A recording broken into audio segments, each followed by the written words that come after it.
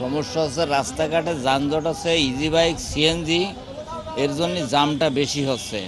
সময় মতো যাইতে পারতেছি না, 2 ঘন্টার রাস্তা লাগতেছে 4 ঘন্টা 5 ঘন্টা, এই জন্যই সমস্যা। ঝামেলা শুধু তেলের ঝামেলা ভাই। রাস্তায় তেলের জন্য কোনো পাম্পে তেল দিচ্ছে না, পাম্পে তেল আছে অনেক, কিন্তু পাম্পে কোনো তেল দিচ্ছে না। পাম্পে গাড়ি ঢোকালেই কয় 10টা তেল নাও, 20টা তেল নাও। আমরা তো দূরপাল্লা চলি, ঢাকা চলি, বোঝেন নাই ভাই? এই যাত্রী এই ঈদের সময় এখন যদি এগুলো হয় দেশে, হবে? হবে না। যানজট আছে ঢাকার ভিতরে, অনেক যান। ঢাকার ভিতরে অনেক জ্যাম, 3 ঘন্টা 4 ঘন্টা করে লাগতেছে ঢাকার ভিতরে।